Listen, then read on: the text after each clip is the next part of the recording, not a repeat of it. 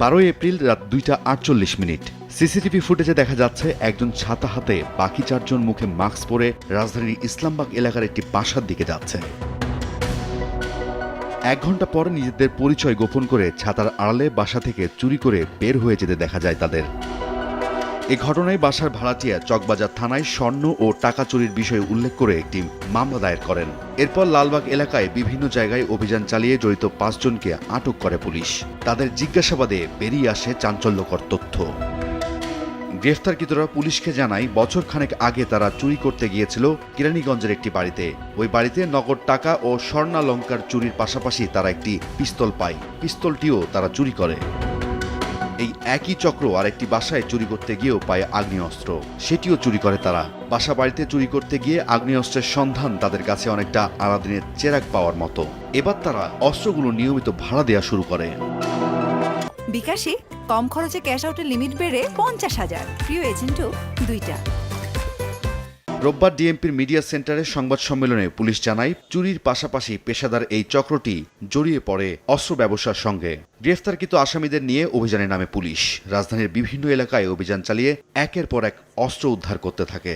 38 round গুলির পাশাপাশি উদ্ধার করা হয়েছে 4টি বিদেশি এবং একটি দেশি অস্ত্র। 22 তারিখ থেকে 27 তারিখ এ মাসের এপ্রিলের এই 5 দিনের মধ্যে 5টি আগ্নেয়াস্ত্র উদ্ধার হয়, তার মধ্যে 4টি বিদেশি পিস্তল এবং 38 রাউন্ড গুলিও উদ্ধার হয়।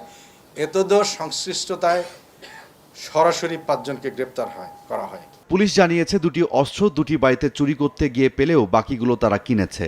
তবে যে 2টি অস্ত্র তারা চুরি করেছে সেগুলোর কোনো লাইসেন্স ছিল না। এসব অস্ত্র ভাড়া নেওয়ার পাশাপাশি তারা আর কোনো কাজে ব্যবহার করেছে কিনা তা অনুসন্ধান করছে পুলিশ। সে কতটা সিকিউর করে রেখেছিল যে অবৈধ অস্ত্রধারী, সেই প্রশ্ন রয়ে গেছে। প্রতিটি মানুষের কিন্তু থ্রেট অ্যাসেসমেন্ট করার ক্ষমতা সমান না। ও তো বুঝতে পারেনি যে এইটার কতটা থ্রেট আছে। সেই অ্যাসেসমেন্টে সে ভুল করেছে, সেজন্য তার বাড়িতে চুরি হয়েছে, অস্ত্র নিয়ে আসছে। একজনকে আমরা কাস্টডিতে নিয়েছি এবং অনেক দূর থেকে এবং চট্টগ্রাম ডিভিশন থেকে তাকে নেওয়া হয়েছে। আমি বিস্তারিত না বলি, as we have been working on it, let us do. আপনি দেখবেন যে যত ইনসিডেন্টই হয় সেরে যাবে, সেই সুযোগ খুব বেশি তাদের হাতে নেই। গ্রেফতার 5 জনের বিরুদ্ধে বিভিন্ন থানায় একাধিক মামলা রয়েছে বলে জানায় পুলিশ। রাইদুল ইসলাম শুভ, সময় সংবাদ, ঢাকা।